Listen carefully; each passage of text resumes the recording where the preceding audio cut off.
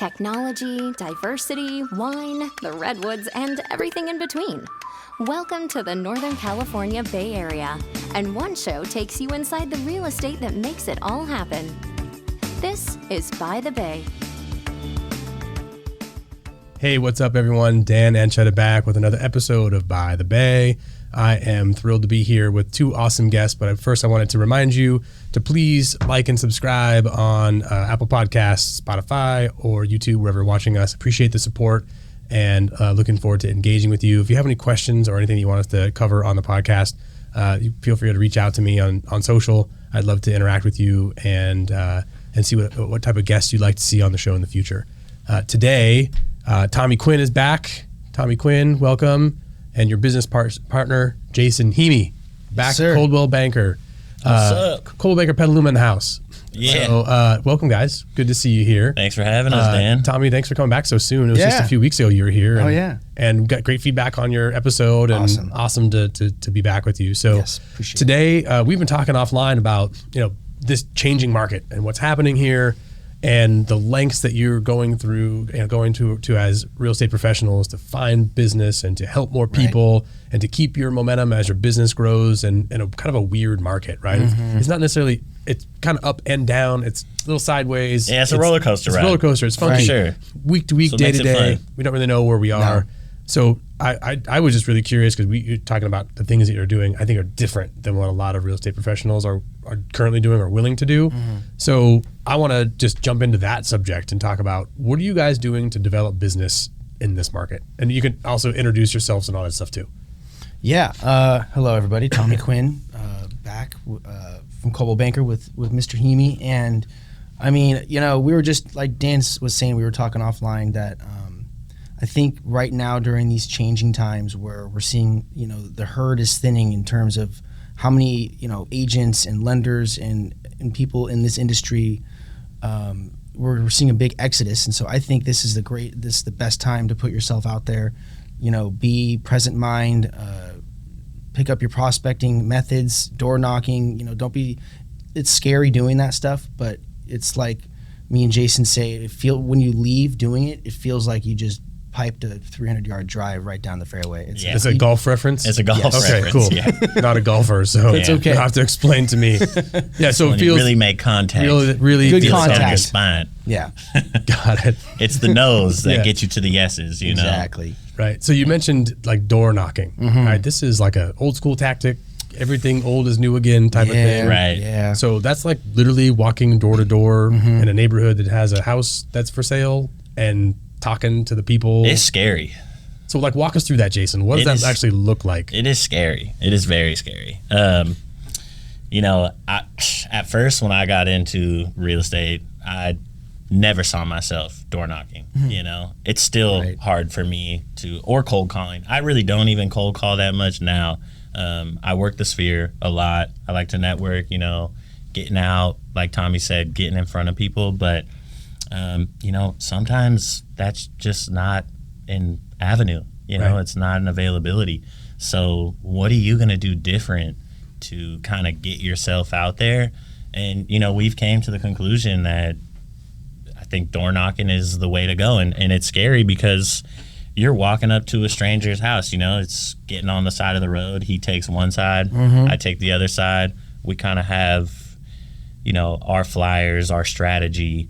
And I mean, to start, like one door, right, is, I've watched millions of scripts. I've looked at all this. I'm not really big on the scripts, but I like to have an idea, right? And I'd say getting up there, those first 3 doors are a nightmare. Okay. Right? I'm sweating. Right. Because you don't know what you're gonna get, and it's hard. You gotta be brave, and it's like if I don't knock on that door, it's an automatic no, right? Mm-hmm. If I do knock on the door, say they invite me in, I'm having a tea, I made a new connection, I get an email, right into the sphere, right? Right. So how are you strategically doing this? Are you just picking neighborhoods that you like, that you've done business in, or are you going to places you have listings and saying, hey, we have a listing down the street and we want to come tell you about it, just so like roughly what's happening in this particular neighborhood. Definitely. What's your strategy there? Definitely. So, I mean, for me, right now, I have two. One, I'm trying to door knock my neighborhood, Okay. where I live, Right. because I've lived there for so long. I grew up there. You know, I'm a part of the community, and if I'm not, I want to make sure that they know that I am. Right. Plus, you've just sold two $1.2 million listings in that area. Right. So there was another one where I want to go to Novato, and this is kind of like a geo knock, you know, where it's like, okay, I sold 2 homes here. Right. So geographically saying, Yeah. I know about this particular area, this niche, whatever that is, Right. and I want to go be the neighborhood expert. You look for Exactly. turnover rates too. Like if you there's some neighborhoods that where we just sold a house up in Caber, that area, it could be a good place to door knock, but the turnover rates there are very low. Like it's original owners that live there forever, and then they die in the home, and whoever's the family realtor at the time sells the house. So turnover rate meaning what percentage of houses, if there's a tract that has Right. 100 Right. houses, how many of those sell a year? Exactly. Right. Okay. Exactly. So there's Yeah. data about that you're getting from title company or some Correct. other outside service. Right. And they're basically able to track that based off of transfer, like county records of property transfers. Right. Exactly. And so you're looking for a specific turnover ratio, Yeah. which means the likelihood that that neighborhood has a consistent pattern of Right. People are coming turning in over. and people are leaving, right, you know. there's pockets of those that are more Transition Exactly. neighborhoods transition, are the right, best. kind of right in the Exactly. middle. Yeah. It's maybe some first time home buyer, and then they're moving out to Yeah. like Right, you know.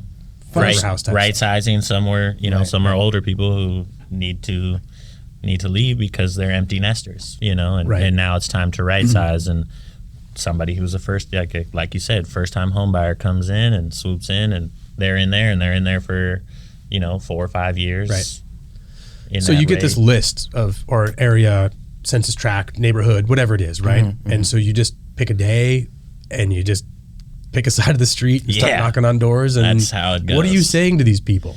I don't want to sell your home. That's what I say. The first thing up when I knock on the door is, you know, knock, knock, knock, and hey, my name's Jason. I'm with Coldwell Banker. Don't worry, I'm not going to ask you to sell your house, Okay. right? Because I got to lighten the mood. Because I don't want them to be like, oh, you're a realtor, you're coming over here. And I'm not. I'm You're not like, trying to sell I your get house. 15 pieces of mail every Yeah, week. exactly. Right. And I'm not big on mailers, which I want to get into because, you know, Right. I've been talking to some people who are, you know, they swear by it. And that's a great way to reach Sure. people. There's like a science to door knocking too, where like when you go up There and is. you're door knocking these people, like you take a step back off their porch, Right. you're like pitched sideways to them, looking at your clipboard, so you're not, you know, when they're looking through the eye hole, you're not ready to pounce them or sell them some lipstick product that you know they have to have. You're really Right. just there. I have my back turned Yeah. usually. Like I'll be turned, or I'll look at Right. Tommy if we're on the same side, or looking down at the notepad I have. And then, you know, because it's like, it's less engaging. I look more neutral, you know, I'm Right. not like a threat. Right. So that's key. There's like some deep psychology here, guys. We've picked Right. up on some So of you're that like stuff. Well, I've Queuing, looked at testing it out, and there's Oh, yeah. probably people who have researched this to go Yeah. trial and error trial for and sure. error. So you're just going to say, "Hey, I'm a real estate expert. I'm not Right. trying to sell your house. No. Why are you knocking on my door?" Right. So generally from there, I like to have like an MLS printout, or if there's something in the neighborhood that's sold. So like the Geo we were talking about, I've sold 2 homes in that neighborhood, and I sold them for the highest price. Okay. You know, so it's like I should be using this to my advantage. Right. And knocking on the door and being like, hey, look, I dual landed that one up the street. It's 2 blocks away from you. It sold for 1.2. Yeah, we had to fix it up and it needed some repairs, but you know, given by the judging of most of these homes, they're in fairly good condition, and there's pride of ownership in this neighborhood.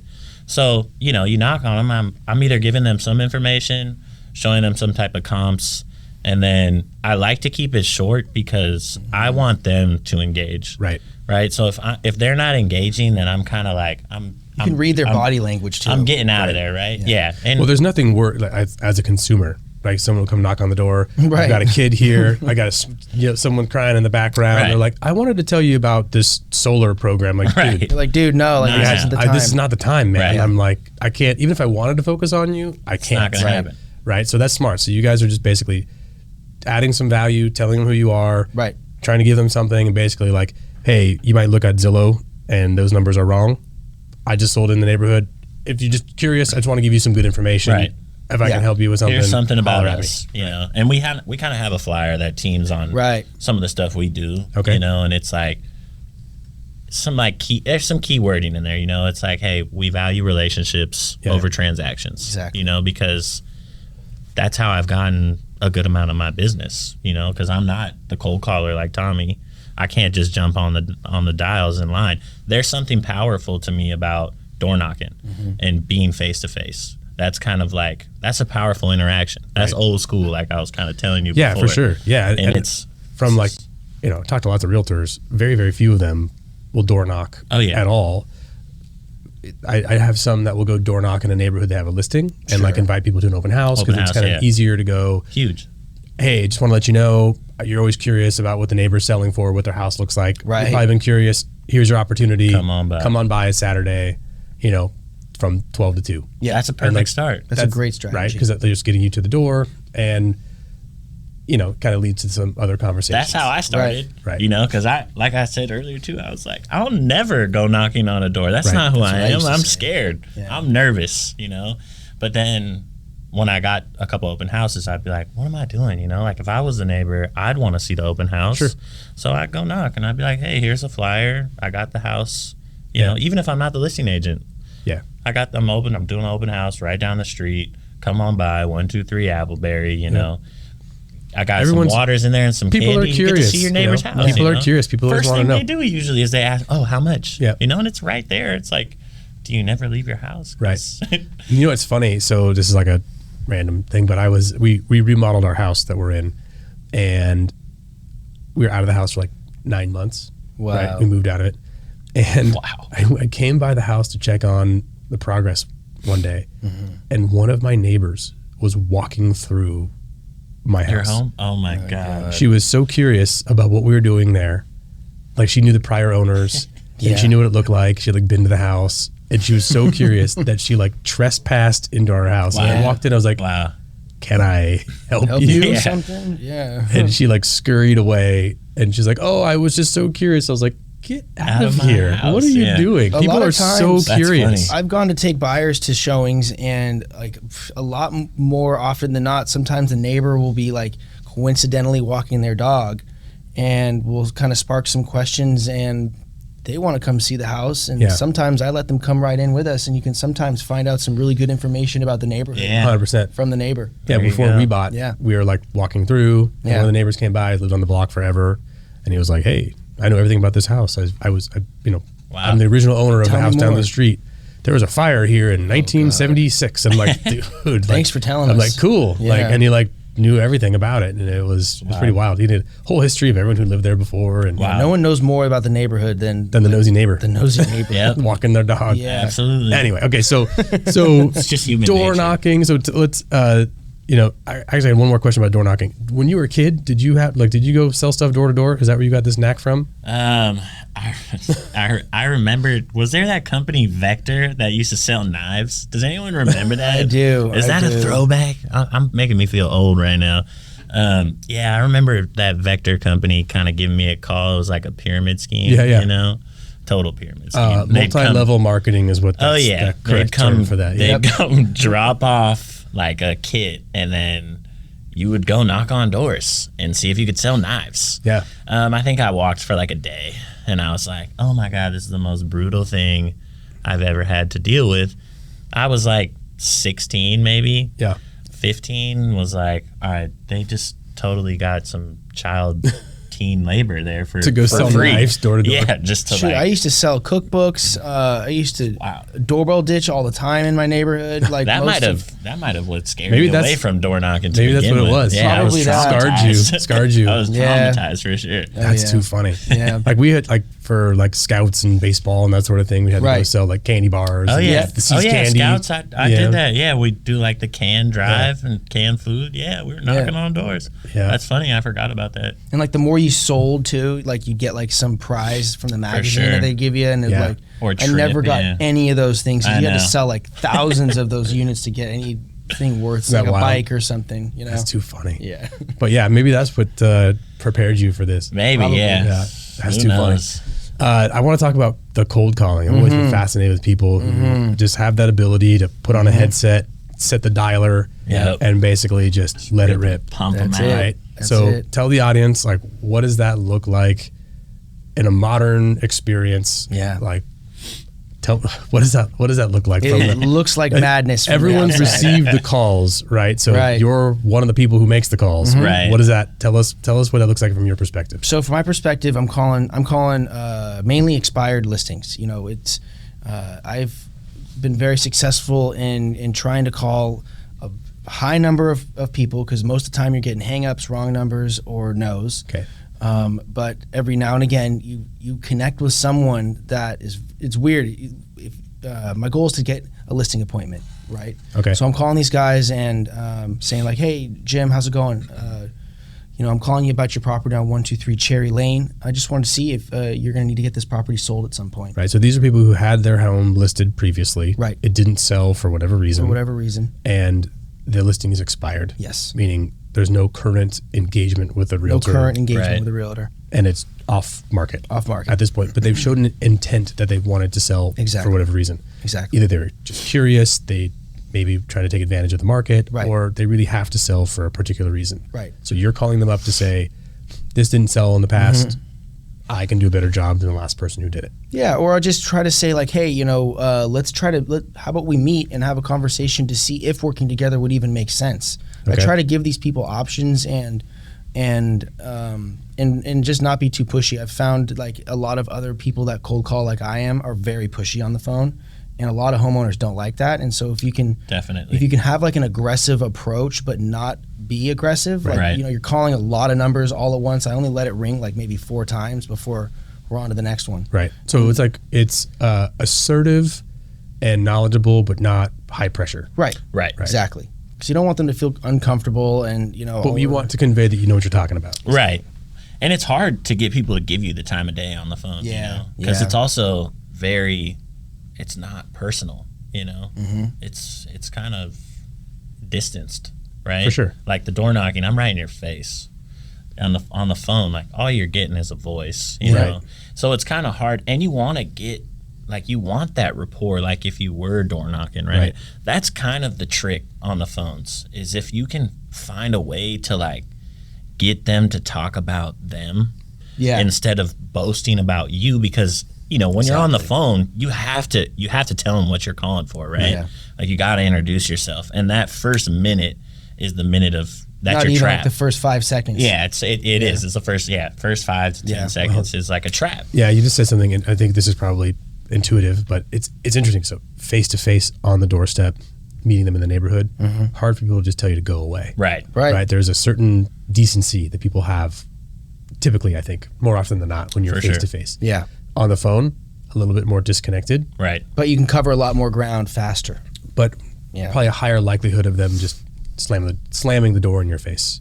Totally. Yes. And then go one step further, and it's like an online engagement, and there's no holds barred on that. Like people are Right. people do to say stuff online they would never say to your face. Right. That's true. So as far as Very true.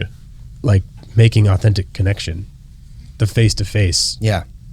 is less efficient, but probably more effective. Yes. Right. And that's where I think us as a team, me and Jason, really are very versed, because we both have a set of skills and abilities that are like so far differently. Like the door knocking scares me, but I'll put myself out there and do it. Right. Jason loves that. On the other hand, Jason is a little more timid on the phones, and like I am like a Red X addict. Like Red X is a service that you. That's what I use, and I'm like, do not feel right if I go a couple days without trying to make a couple hundred calls. Like Jason knows, I call him like, I'm not feeling right, dude. I'm getting sick. I'm getting on it. I'm I getting gotta itchy. go. I need to call somebody. get some calls. Somebody got to hang up in my face. It's almost like a rite of passage. It's Yeah. like, Right. It's like, all right, if somebody doesn't hang up in my face, then what good am I doing? And Right. And I mean, yeah, he's right. I'm not the biggest cold caller. I'll jump on it because it kind of like it heightens my skills. Yeah. It Probably gives reminds a you of different- why you like door knocking. Right, and it gives you a different perspective too, and it Yeah. feels good when you get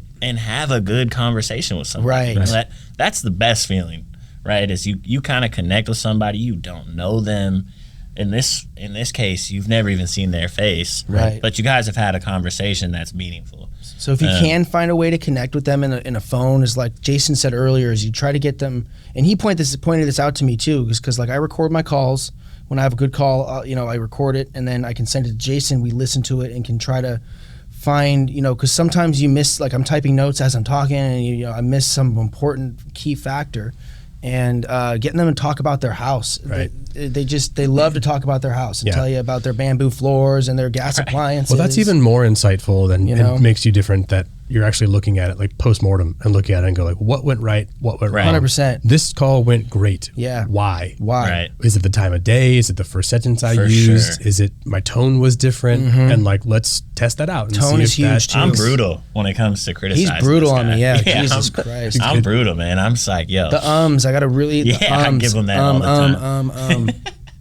But we can't help it. But that's what makes it. That's what makes it fun for us. Yeah. It's kind of like, because I'm like, look, I'm gonna just shoot you straight, and he's like, I wouldn't have it any other way, And we're talking, and we bounce these ideas off each other, and then it's like, okay, we're meshing now. That's how we we're adapt cooking. as we're going too. cooking, We're like adapting each other as he sees things that I need to pick up on my end, and that and vice versa. And it's a really healthy, it's fun dynamic. Man. It's fun. I love real estate. Yeah. It took me a while to find it, but I love it, dude. It's Me been too. a good time, man. I'm hooked. Yeah, Hooked. I'm stoked. So what else are you guys doing, right? So you're looking at things a little bit differently, right? I think there's a lot of agents that get in their groove. They're successful in it. They do their thing. That's totally cool. They work their one farm. They work their one, and it works. and that's it. And it works for them. And they put up their numbers and they're happy with it, and it's all good. So you'd mentioned a few other things about like geo farming and flyers and other things like that. What are you guys doing? What else are you doing currently? Door knocking, cold calling. What else is happening? I've been going to McGinnis Golf Course Park a lot and have been mingling around there. I mean, I didn't even know it. I had a couple of past clients that go to that golf course. He's got a couple of prospects in the ring, and it's the first time because if you can't tell, I love to golf, and Jason can golf too, and so it's also really good because he said can golf. He didn't say you're a good golfer. I'm just coming physically up. Can swing. I don't think he knows what he's getting himself into yet. And you guys don't seem competitive at all. Once I buy in, yeah, exactly. No, not really. I'm coming after him. Only a little bit. So, but it is a good point that you're putting yourselves in situations socially, who you're spending time with and so on, that are likely customers or clients in the future. Right. That's if you one think of if my biggest. That's one of my biggest plays. Yeah. Is like, I feel like if I'm at home, then I'm not doing anything to get better. Yeah. And that's for me and me alone. That might not be Tommy's thing. That might not be your thing. That might not be the next guy's thing. But like, I love to work my sphere. Whether that's family, whether it's friends, whether it's my mechanic, and who he knows. Yeah, all their service providers, all the people that you. I've been thinking of doing like a few different things that are kind of creative and for myself, but I don't want to break it out online yet. Exactly. But after you do it, then we'll come back and tell you. Yeah, exactly. I'll give you the scoop, the secret sauce, because you're gonna start seeing just some little. And even if you do spill the around. secret sauce, it's like you have to like I've shown people. Like I know how to get listings successfully, and I've shown a couple of new agents like how to do it, and they don't want to do it consistently. You think that they're just going to dress up nice and show up to the table, and bam, listings are going to come. Like you got to get told no consistently. And I mean, I coach loan officers kind of all over the country. Right, so you understand. And I'll tell them exactly what to do. Yeah. Like, here's what your day should look like. Time block it like this. Do these things. Call these people. Read this script. Like, Very you can simple. get that granular. Yeah. And like, yeah. I love that. How many people actually follow through? The ones very few, do. and you know right away when they do because you see their numbers go, and you can see what they're doing, and the success goes because it's formulaic. At a certain point, you have to have a certain number of conversations that lead to a certain number of interested parties, that lead to a certain number of applications, that lead to a certain number of contracts, that lead to a certain number of closed business. It's that simple. Right? And it's a numbers game at the end of the day. And if you're just waiting for the business to come hit you in the face, it's never you're going to be sitting there for a long time. And that's what makes it really easy for me and Jason to communicate too, is because we're both numbers guys. Like even though we both were very different in like and our skill sets. We both are very number orientated, so it's very easy for us to. Right. Yeah, So we're always watching data. We're watching data. You can look at at the all data and times. go, hey, we changed this thing or changed this approach, and now For sure. it takes 200 phone calls to get one piece of business, and it used to be Right. 400. Well, then that's Right. great. How do we refine that down so it's less and less number of conversations to, listing And agreements? where the Right. market's going, like you got to be up to date. What's on the market, right? Where's it going? Why is it priced at this? What are interest rates? Which thank God we got Dan Yeah. to tell us what our interest rates Man, are. oh, 'Cause man. they're always moving. It has been a moving target lately. It's been there. This market. I mean, I'll tell you, some feedback I got from some folks that have been in the business, the mortgage business for a long time, 40-year veterans, people who've been doing this for a Right. long time. Right. Like this is the hardest market I've ever seen. Really. Like I this is believe the that. most difficult market I've ever seen. And my Interesting. response was, if you can make it through this, Then you can make it through anything. It's like driving a Exactly. manual transmission. Like, you Like can this is drive it, that, you'll be- right? yeah. Like if you can do this, if you are a real estate professional, a mortgage lender, and you can make it through this wacky market Mm-hmm. with just all these unknowns and just policy changes Right. and program changes and Right. lack of inventory and rates high but prices still higher and Yep. all these other things, affordability at almost all-time Right. lows. Mm-hmm. If you can make it through this, you can make it through anything. So like strategizing around I like to hear that. like I agree. Yeah. like beating Well, that we've beating heard that it a few drum. times. We too. have. It's We've like, heard that If you're exact doing thing. good now, you're gonna be fine. Yeah, You know. when the market is a little easier and it goes to like more regulated, more balanced market, Right. You'll be just fine. Right. And as long as you keep doing the things that got you here and keep challenging yourself to do new things. Yes. Right. Yes. Agreed. So, what else? So you're converting these clients, or prospects turn into clients, turn into closed business. What are you doing to kind of nurture those past clients now? Like maybe someone that you just met because you cold called them. Right. You wind up selling their house. Right. Or selling them a house. Yes. Right. And now they're clients. Now yeah. they're in the sphere. Right. What are you doing to take care of them? Get all their details. Go on their Facebook and get their birthday. For sure. By the end of the transaction, you should already have their email, their investment property that they've told you about, and their the home they grew up in. You should have those details, and then staying in front of them. When their birthday comes up, send them a personal message that says, hey, like, happy birthday. Hope the family's well, or hope the new dog Yeah, the is doing good. home anniversaries. That So too. birthdays, Huge. home anniversaries. Birthdays, home big. anniversaries. So what I'm hearing is data. Data. Yeah. Right. At Numbers. the end of the day, And- like this is what the big companies have already figured out. Yeah. Right. Is that you have to know about your clients and really dig And be into it. personal, Right. You know? Yeah, be personal, too. I feel like buying a home. I tell this to all my clients. It's like buying a home with your realtor or a realtor is we're gonna have a relationship, Right. Because we're gonna have a long relationship. Even though it could be a 30-day transaction, it could be a 15-day transaction. That 15 days is gonna fly by so fast, and we're gonna be in each other's faces and finances and all this like private documents and data and all the stuff that you have to hold, and Right. and it's a roller coaster ride because sometimes we're going up like, okay, this transaction's looking great, and then you hear from lending or an underwriter that, oh well, we might not be able to make this unless you can bring somebody on, or you need a co-signer, or By the way, rates that shouldn't happen if you're the rates change. Yes. He's No, still selling it. Yeah, we run through. You get appraisal issues. You get stuff Yeah, called all out. s- You get all things stuff. that throw a wrench in the thing, and you got to figure out a solution. And Right. there's inevitably on every transaction, there's some bad news that comes. Always. out. For There's sure. Every always transaction. something, And that's part of the ride. and you just right? have to know how to handle that and coach your clients through. And that's why communication is so huge. huge. Because And being we personable, want to you get know? in front of that. Like, I'm huge in, like, when a problem arises, I've worked with partners in the past that are like, let it marinate. We'll worry about it Yeah. tomorrow.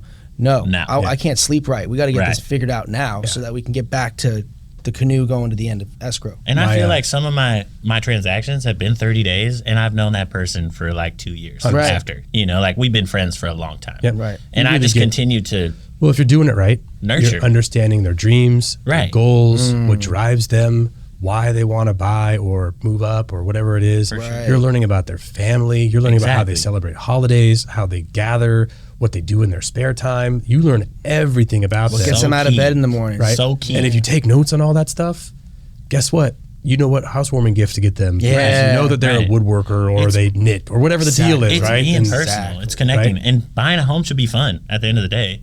You know, I like to have fun with my clients, even if we're just showing homes or we're talking to lenders or we just sold a home, you know, like let's go out to dinner. Let's go celebrate. Yeah. Let's have some fun. You know, you deserve it because it's a whole lot of work. You know, everybody's calling you for 30 days and you're getting pulled around which way and this way. So it's good to have somebody on your team, right? On your side who you can call to when you have questions. Oh, the lender's making me do this. Oh, insurance is asking about the roof. How old is the roof, right? It's always the roof that gets us into trouble. Yeah. Okay, Especially well, with can they FHA. insure this? Is it in a flood zone? You know, it's like, all right. Like we were saying in the beginning too, is like sometimes the thing about real estate that makes good agents, I feel like, is, yeah, we say it's a 24/7 job.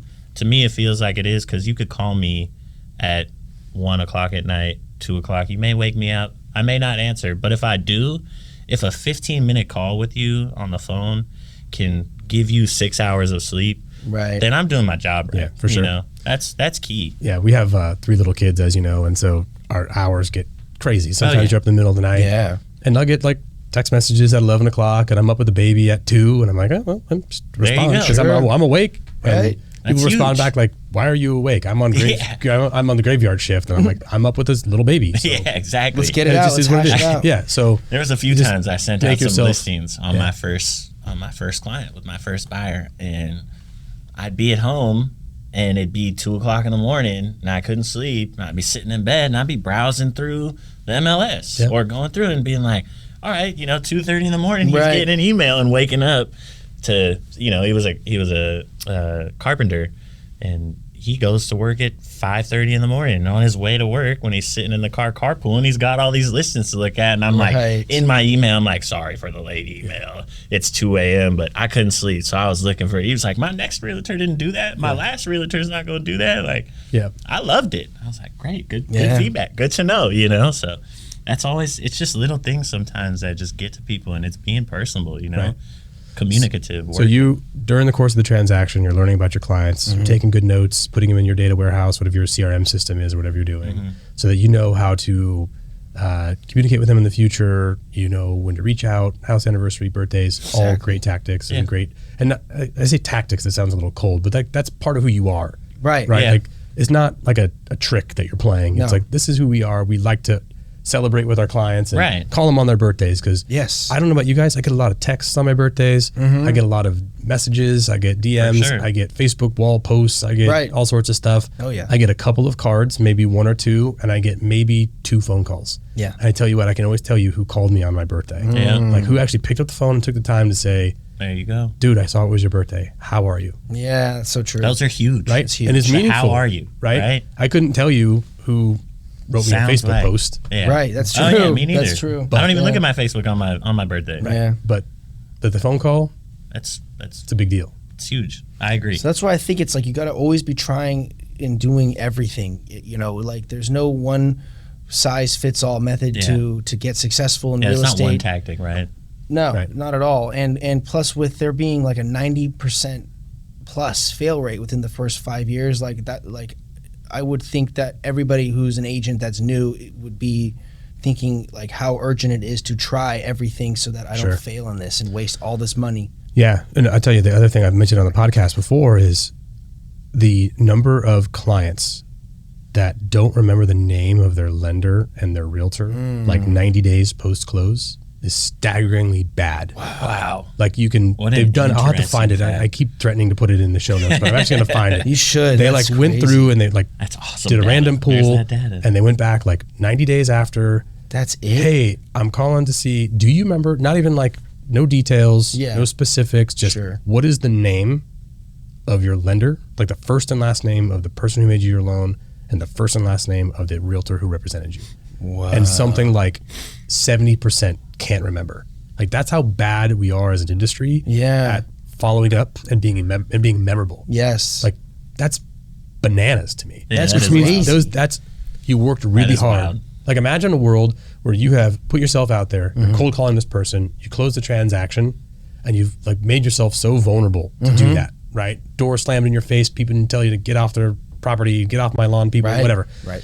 And then you don't follow up post close, and they forget who you are. Yeah, like Guaranteed none of my clients Yeah, right. will not know my first and last name. They know it and they love it. But isn't that it's wild? That's right? staggering, So yeah. like That is insane. because it's Like, it's what? such. Even though everyone's talking like transact or relationship, Right. we act in transactional ways, Right. right?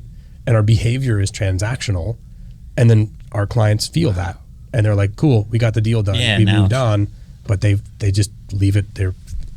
They delete it out of their memory. Now that's so staggering So- to us, I think, is because we really try to have. I mean, like by the end of the transaction, like you had an experience with us, and Oh, yeah. we left an impression. And Oh, yeah. I could see where that would happen. Where we see, like, I think a lot of those statistics would lie on like the discount brokerage or like the kind of the for sale by owner services where they can put it on MLS, but like you have no contact with your agent. Right. And that data set is going to be everyone who has done a transaction. Right. Right. And I bet you if you honed it down to listing side, Right. the local brokerage, so on and so forth, Yeah. you probably get some higher numbers, but industry wide, it's a That's really crazy. bad number.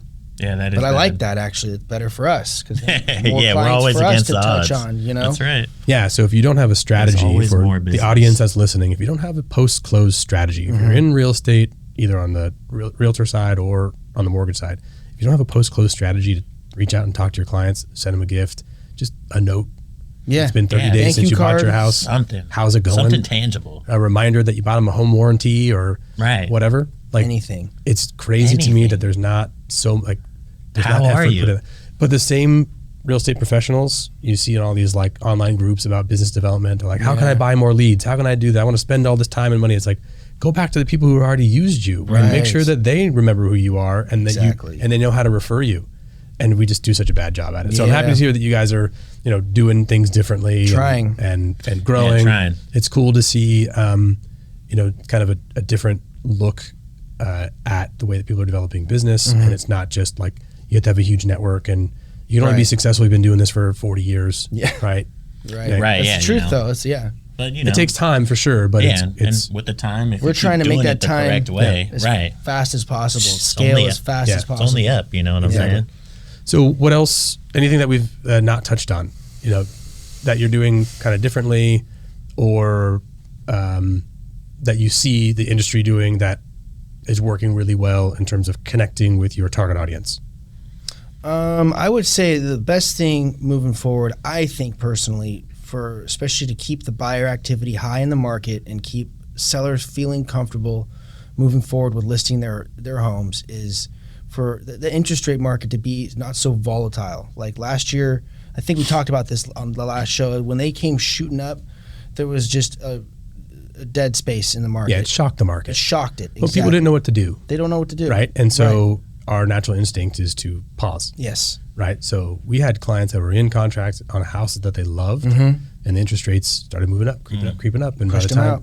and they're like, I still love this house, but I'm unsure about what the market's going to do. Oh, I hate let's to just see that. let's just cancel. Oh yeah, that's happening right now. Yeah. Yeah, for sure. So, like, we it- just had something like that. Well, and the you number know? of cancellations, again, Right. the data, I don't have it off the top of my head, but I know it's higher. I've noticed Meaning- that pulling comps. I've seen a lot Meaning more people who get into cancellations. contract, they have an offer accepted by a seller, and they cancel the transaction for some reason. Yep. That, like the percentage of deals that have at least one cancellation before they get into contract again and wind up selling is higher today than it was Yeah. a year ago or 2 years ago. I actually saw that. I was doing some reading this morning, and it was saying almost to the T exactly. Seeing It's- listings canceled too. Like a lot of listings, like if they're putting on their house on the market for 30 days, and then if they don't get Yep. over asking offer, they're like taking it off and fired everybody.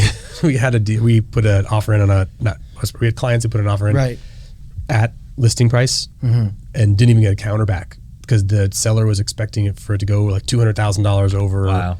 listing, Yeah. and they We learned just that the hard way. decided that if it wasn't going to go for way more than like that was just supposed to be starting bids. Yeah, that's and they not got good. one offer, which is from our client at the list. I think in Sonoma County right now, countywide, I think the price reduction rate is 33%. So 33% of listings have So had a price reduction. Is Wow.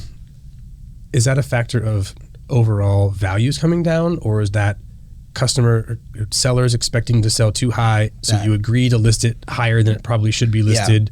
But if you don't tell them, sure, we'll list it there, and then you don't get the listing, and then I think that has to play a part. Have to ratchet it down to come to where it probably should have started. Right. That's exactly. it right there. That's the key. I think too, in this market that we're seeing is education. Like, we need to be educating our clients. I think they want to be educated, because we had an open house the other day. All these clients came in, they didn't have a clue on where to start. Where to even start. Oh, we're just first time home buyer. People are there, they're out there, and I think, if you have the means to buy, I think buying is, you should do it. Well, part of that is this California Dream down payment assistance thing, which we haven't talked about on the show. And by the time this goes to air, the funds may be running out. Exactly. It is getting a lot of interest. And it's pulling people who were on the sidelines, who didn't think that homeownership was possible. And now they're being very serious about it. And we have, today I had 6 calls, pre-planned, like scheduled calls with people who are curious about this program. Wow. And the reality is that most of them can afford to buy without the program. And we're going to do some education around that and show them, like, the funds are going to run out, and it might not be in your time frame to speed things up and actually participate in that. But let me show you what is possible, and let's break some myths and rumors. Worst case scenario, you have a better understanding about how this process works, and you might not be ready to buy it for 5 or 10 years. Right. That's I was going to say, too, that's a great door. Right. That's a great door for you to open up, 100%. For somebody to take advantage and you being able to educate them. So my hope is that, the funds are going to run out. For sure. But my hope is that we're able to educate more home buyers on what is possible for them, to show them the math, to show them the difference between owning and renting, to show them the overall appreciation. That's what you want to do. To show them the generational wealth that they can create for their family, how it becomes an economic tool for you. It's not a piggy bank. We don't want to treat our houses that way, but it is an economic tool. And to shed some light on things that are really misunderstood, no matter how many times I see the posts about you don't need 20% down. Literally right before this, I'm talking to a client. I'm like, hey, this program is going to run out of money, but you can probably buy a house where you are for as little as 3% down. He's like, that's not true. I'm like, yeah, it is. Yeah, it is. I know they look at us like we're crazy. And it's still not out there. Like, that message still doesn't get through. And I don't know how, because every other post I see online is that recycled thing of we don't need 20% down, but people don't know. And we had to do a better job educating and showing them the opportunities. And so the good thing about this California Dream program is it's getting more people who probably should be homeowners to the plate and asking good questions. Exactly. That's huge. And if they're connecting with realtors and lenders, professionals, they're not just trying to say, hurry up, we got to go now, and don't wait, don't miss the boat. And it's like, hey, let's do some education around this and make sure that you understand what is possible. Here's how that program works, and if you can get to it, awesome. If it runs out of money before, that's not the end of the world. Right. Now you know what it takes. Now you know. Right. And maybe that doesn't work out for your plan today, but if it is part of, like, this morning I had these awesome clients, 24 years old, just graduating college, and they were curious, they were thirsty for knowledge, and I'm like, hey guys, I told them at the end of the call, I was like, you're my people. Great call. Like, you probably aren't going to be ready to buy for a little while, and that's okay. But you're in my sphere now, and I'm going to make sure you know everything that's happening. And you will become homeowners. And that might be when you turn 30. And that's older. Okay. That's cool. Huge. I'll be here to help you. We need more homeowners. Yeah. We do. We're all young. We'll be in this business forever. I think there's 65% of people are homeowners. 65%. How many? 60? I think that's. Well, you break that down into different demographics. So one thing I'm really passionate about is the Latino population and helping bridge the gap of there's a disproportionately low amount of homeownership in the Latino population, and I'm really passionate about helping that underserved market. I love that, and making sure that they get good information. Love that. And advice. That's awesome. So I think there's a lot of as you well know, I had to talk to Nancy Weaver. That's right, Nancy Weaver. Shout out Nancy. Shout out Nancy. Yeah. Sorry. Trying to get her on the podcast. She keeps still loving it though. She keeps saying no. If I need you, you're in my pocket. We'll keep bugging her about that. So anyway, any other thoughts or anything else you guys want to talk about what you're doing differently? I mean, it's all been, this is great. I really appreciate you being so open and telling us what you're doing. So next time, if you're listening to this and you get a call from Tommy, cold calling you, hear him out, see what he has to say. Yeah, give me the 5 seconds to tell you why let's just talk about your We'll house. connect. I'm not trying to step on anybody's toes. I just want to help as many homeowners, like kind of like you. Like I believe there's a lot of homeowners out there that are not. They could be homeowners. The home sellers on my side, like for the cold calling, I feel like there's a lot of homeowners that don't get the service that their house is deserved of. Right. This is not a part-time. A lot of people work part-time in this industry. I believe this is not a part-time industry to work in. These are people's lives. It's their lifelong assets. It's probably the biggest purchase or sale they're ever going to make in their 100%. life. Right. And then you see them put it in the private remarks. Do not reach out to the sellers. It's still in a contract. And I've actually reached out to sellers to find out it's not in contract. Their realtor is lying on the private remarks, and to keep them to themselves. And I don't know. Well, people deserve a good experience, right? And if do. they're not, being served, then they should know there's an alternative. And 100%. They can call get a other second people. opinion, and they can Yeah. and work with someone who's going to hustle for them and make sure that stuff gets done. Oh yeah, we fight tooth and nail for our clients. Yeah, Jason don't get knows. caught up, Yeah. Take the time to see a few people, talk to a few people, and really find out. And I tell Tommy all the time when he's making those cold calls, like, you're calling all those no's, you're calling those people and they're hanging up on your face or they're telling you no. Those aren't the people you want to work with anyway. Exactly. You got to get through those no's, because at the end of the day, we want to help. Our job is to help, and we want to provide a good enough service for you in intent to give us a referral, right? Shoot us a testimonial. Put us up there. Say you had a great experience working with Jason and Tommy, right? Working at the HQ. Future But plug. it's like, how you can't find those people. And I love going through the real estate transaction, right? Because like we talked about, you get these relationships, you build this rapport. It's something that's unique and powerful. And I feel like every person who doesn't pick up Tommy's call, you're really missing out. You're missing out. Have fun. Yeah, and you don't get to see what it's like to have somebody who values you Right. put all their work into making sure you succeed. And we were talking about that a few nights ago, and I was like, dude, don't even worry about it, because sometimes you get beat up, And I'm Exactly. like, I get beat look, up you sometimes. got beat up to get to the person who's actually willing to talk to you, right? Because that person who picks up the phone, they know the kind of person you are. 100%. They want to have that chat, and they respect that. And I'm sure once in a while you get that person who goes, thank goodness you called. Yeah. Right? Oh, yeah. I was just thinking about this. I didn't know how to get started. And I'm so grateful that, thank you for calling. And it makes me feel so good I that was I'm gonna able say, to provide that information. That feeling. How Yeah. does that feeling feel? It's like it's that 300 drive. Is that 300 drive right down the middle. It's a home run off a baseball bat. There It's you a go. Barry Bonds feeling. Yes. You net that three, you're Steph Curry. You hit that home run, you're Barry Bonds, Aaron Judge, whoever it is now, Bonds, not Judge. It's Bonds, yeah, it's yeah. it's a good feeling. So that means a lot. That goes a long way. I believe in that. Yeah, right on. I really do. Guys, thank you for being here, and I wish you all, best of luck and success. Thanks too. for having And, us. I appreciate you being on the show, and we'll make sure that people know how to get a hold of you in the show notes. Hell Appreciate yeah. that. Appreciate Cool. that. Thanks, guys. Thanks, Dan. Stay up to date with Bay Area real estate. Hit subscribe now if you haven't already. Did you enjoy this episode? We love reviews in the Apple Podcasts app. We'll read yours on the show. This is By the Bay.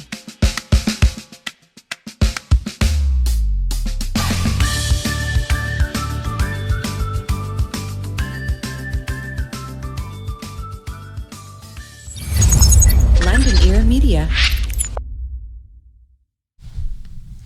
Good stuff. Yes, sir. Bring it on. Yeah, dude. That was fire. It's a good job. I love that. Yeah, I didn't look I know. Did you notice? He's not going to do it. I know it. every time. So, at the end.